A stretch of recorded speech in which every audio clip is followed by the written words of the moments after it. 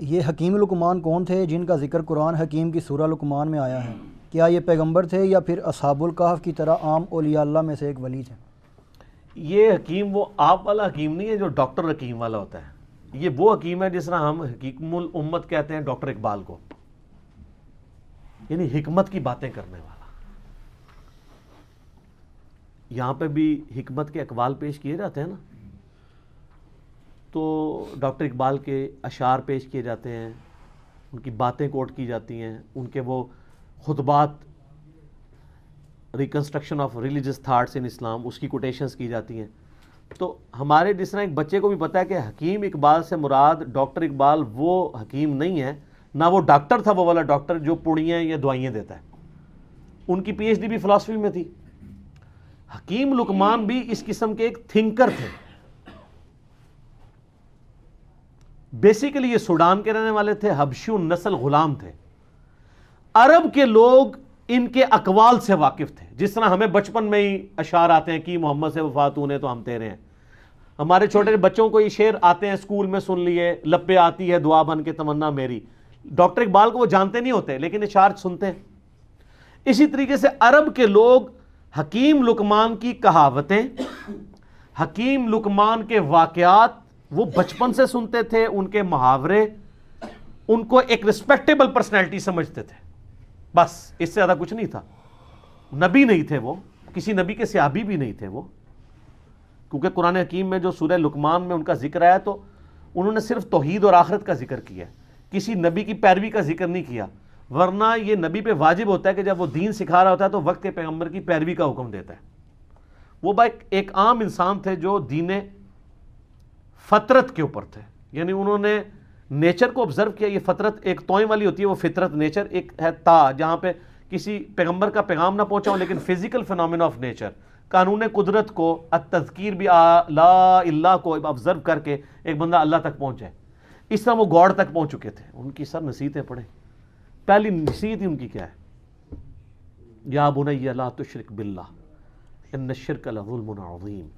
اللہ نے بیسیکلی مشرکین عرب کو کہا کہ جس حکیم لقمان کو تم اتنا بڑا بزرگ سمجھتے ہو، اس کی باقی کہاوتیں تو سنی ہوئی ہیں، جو اصل اس کی بات ہے کہ اس نے کہا تھا شرک نہیں کرنا، تو تم شرک کا اڈا یہاں پہ کھولے بیٹھے ہوئے ہو کعبے میں۔ یہ حکیم لقمان کی تمہیں نصیحت نہیں پتا؟ جس طرح ہم ناسبیوں کہتے ہیں کہ بخاری مسلم میں رفع الدین کی حدیثیں ہیں تو آل امیہ کے خلاف بھی ہیں، تو یہ حدیثیں نہیں ماننی تم نے، الزامی جواب، اینٹی وینم پھکی کے طور پہ۔ تو یہ سورہ لقمان اس لیے ان کو ایڈریس کرتی تھی، وہ بچپن سے جانتے تھے کہ حکیم لقمان بہت دانا تھا، بہت عقل مند شخص تھا۔ تو عقل مند شخص توحید کی دعوت دینے والا تھا، اس کی توحید کی نصیحت تو تم نے بھلا دی ہے، شرک کا اڈا بنایا ہوا ہے کعبے کو۔ تو اللہ تعالیٰ نے اس لیے ان کے نام پہ سورت رکھی۔ حبشی النسل تھے، موٹے ہونٹ، حبشی کس طرح کا ہوگا؟ یہ تو آپ کا کرائٹیریا ہے نا، خوبصورت شکل ہو، ناک باریک ہو، ہونٹ پتلے ہوں۔ اللہ کے نزدیک تو مسلم شریف کی حدیث ہے، اللہ تمہاری شکلوں اور مال کو نہیں دیکھتا، دلوں اور مال کو دیکھتا ہے۔ تو شکلوں کو کیوں دیکھے؟ شکل بنائی کس نے؟ اللہ نے۔ تو اس نے شکل کو کیوں دیکھنا ہے؟ اعمال کا اختیار آپ کو دیا، اس لیے آپ کے اعمال کو دیکھتا ہے۔ دل میں اچھائی اور برائی کی تڑپ اور اس کو ایگزیکیوٹ کرنا، اس کا اختیار اس نے آپ کو دیا، اس لیے اس کے اوپر جج کرتا ہے۔ تو حکیم لقمان کے بارے میں آپ کو اسلام کی جو پہلی تفسیر ہے نا ابن جریر کی، امام طبری جنہیں کہتے ہیں، المتوفا 310 ہجری، انہوں نے تفسیر ابن جریر لکھی ہے۔ ابن کثیر نے المتوفا 774 ہجری، انہی سے اکثر چیزیں کاپی کی ہیں۔ تو آپ سورہ لقمان کے تعارف میں جائیں گے، انہوں نے حکیم لقمان کے کافی واقعات لکھے ہوئے ہیں کہ یہ کتنا دانا شخص تھا اور کس طرح یہ اصلاح کرتا تھا۔ ایک دفعہ ان کے آقا نے ان کو کہا، ایک بکری دی اور کہا ذبح کر کے اس بکری کے سب سے بدترین جو پارٹس ہیں نا وہ لے آؤ۔ تو انہوں نے بکری ذبح کی، زبان اور دل اٹھا کے لے آئے۔ اب پھر ایک بکری اور مالک نے دی اور کہا اس کے سب سے بہترین پارٹس لے کے آؤ، پھر زبان اور دل اٹھا کے لے آئے۔ مالک نے کہا کہ یہ کیا؟ انہوں نے کہا یہ زبان اور دل اگر ٹھیک ہو جائے نا انسان کا تو اس سے بہتر اعضاء کوئی نہیں ہے، اور اگر زبان اور دل ڈی ٹریک ہو جائیں تو ان سے برا کوئی عضو بھی نہیں ہو سکتا۔ یہ جناب حکیم لقمان تھے۔ تو اللہ تعالیٰ نے مشرکین عرب کو کہا کہ ان کی توحید کی نصیحتیں، پھر آخرت میں پیشی کی نصیحتیں. حکیم لقمان کی نصیحتوں میں میرا پورا لیکچر ہے، مسئلہ 177. آپ جا کے دیکھیں تو آپ کو پتہ چلے گا جی حکیم لقمان نے کیا کیا نصیحتیں. سورہ لقمان میں 8 نصیحتیں تھیں ان کی، 2 اللہ نے مزید ایڈ کر کے تلک عشرۃ کاملہ، اور وہ 2 نصیحتیں ماں باپ کے ساتھ اس نے سلوک کی ایڈ کی، جو حکیم لقمان نے شاید عاجزی کی وجہ سے اپنے بچے کو نہیں کی، شاید موت کا وقت تھا تو اب وہ اس کو سکپ کر گئی یا اور لوگ ان سے ہوگی، تو اللہ تعالیٰ نے اسے پرفیکٹ کیا. ان نصیحتوں سے کئی آئیڈیا نہیں ہوتا کہ انہوں نے وقت کے پیغمبر کی پیروی کا کہا ہو. اس سے لگتا ہے کہ وہ ایک ایسے شخص تھے جنہوں نے فزیکل فنامنا آف نیچر کو آبزرو کر کے خدا تک پہنچ چکے ہوئے تھے کہ اس کائنات کا ایک کریٹر ہے اور اللہ is the only explanation of all the physical phenomena in this world. وہ اتنی رقت انگیز ان کے الفاظ ہیں، اے بیٹے اللہ کے ساتھ شرک نہ کرنا، بے شک شرک سب سے بڑا گناہ ہے، سب سے بڑا ظلم ہے، اور اگر تم پہاڑ کی چٹانوں میں یا آسمانوں میں بھی کوئی گناہ کرو گے تو قیامت دن اللہ تعالیٰ تمہارے سامنے لے آئے گا. اچھا آسمانوں میں کس نے گناہ کرنا تھا؟ اس زمانے میں تو اڑتا تو کوئی بھی نہیں تھا، لیکن آج آپ کی ساری سمگلنگ پاکستانی ایئر ہوسٹس جو کر رہی تھیں اور جو کچھ باقی معاملات ہوتے ہیں وہ آسمانوں میں ہی گناہ ہو رہے ہوتے ہیں. تو وہ یہ نہ سمجھیے گا انہوں نے زمین پہ گناہ نہیں کیا، آسمانوں میں، قرآن میں لکھا ہے آسمان میں بھی کوئی گناہ کرو گے اللہ تعالیٰ لے آئے گا قیامت والے دن. وَمَن يَعْمَلْ مِثْقَالَ ذَرَّةٍ خَيْرًا يَرَهُ فَمَن يَعْمَلْ مِثْقَالَ ذَرَّةٍ خَيْرًا يَرَهُ وَمَن يَعْمَلْ مِثْقَالَ ذَرَّةٍ شَرًّا يَرَهُ. ذرہ برابر نیکی بھی کرو گے وہ بھی لے آئی جائے گی، اور ذرہ برابر گناہ کرو گے وہ بھی قیامت والے دن تمہارے سامنے لا کے رکھا جائے گا. ہاں بھی جواب دو اللہ کو. تو یہ حکیم لقمان نہ تو کوئی پیغمبر تھے، نہ کسی پیغمبر کے فالوور تھے، نہ کوئی صحابی تھے کسی پیغمبر کے، نہ کوئی تابعی تھے. ایک سلیم الفطرت انسان تھے جو خدا تک پہنچ چکے ہوئے تھے، اور ایسا شخص اہل فطرت کہلاتا ہے. یعنی فطرت ایسا شخص جس تک، یہ تا کے ساتھ ہوتا ہے، جس تک وقت کے پیغمبر کی دعوت یا کسی پیغمبر کی دعوت نہ پہنچی ہو، ایسے شخص کے لیے صرف ایک اللہ کو ماننا اور آخرت کا یقین کر لینا کافی ہے. چاہے نبی کی دعوت نہ بھی پہنچی ہو، اس کے لیے بس یہ اتنا اجمالی عقیدہ رکھنا کافی ہے. البتہ جب وقت کا پیغمبر آ جائے پھر اس کو ڈینائی کرے گا تو وہ کافر ہوگا، لیکن ایسے لوگ عموماً ڈینائی نہیں کرتے. اس کی آپ کو نمائندہ مثال بتاتے ہیں.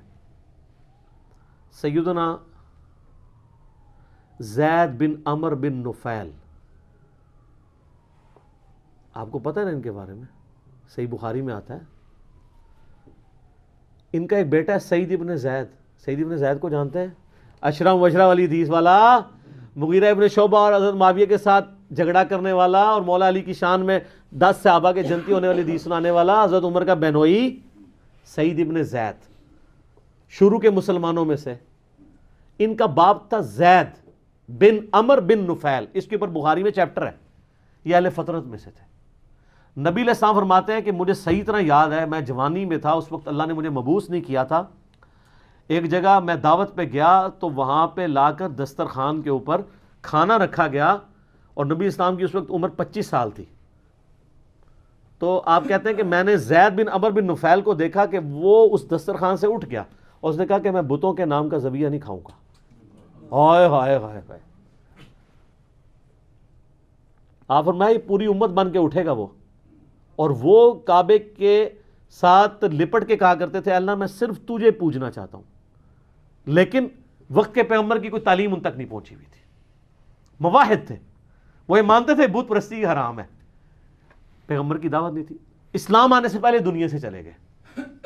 لیکن آپ دیکھیں امام بخاری نے رضی اللہ عنہ لکھا ہے، صحابی نہیں ہے لیکن بیٹا تو صحابی نکلا نا. پھر سلیم الفطرت لوگ کیسے ہوتے ہیں؟ ان کا بیٹا ہے سعید ابن زید، حضرت عمر کا بہنوئی، جس کو حضرت عمر سے مار پڑتی تھی اسلام لانے کی وجہ سے. اور یہ پھر آخری وقت تک آپ دیکھیں ڈٹے رہے ہیں.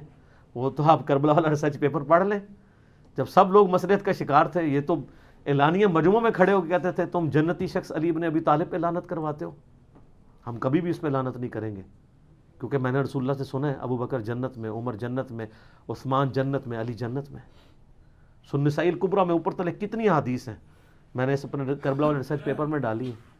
ایک تابعی آ کے کہتا ہے کہ میں اس دنیا میں سب سے بڑھ کر سیدنا علی سے محبت کرتا ہوں. تو سعید ابن زید نے یہ نہیں کہا تو شیعہ ہے، یا رافضی ہو گیا. آپ فرمایا تجھے خوشخبری ہو تو ایک جنتی شخص سے محبت کرتا ہے.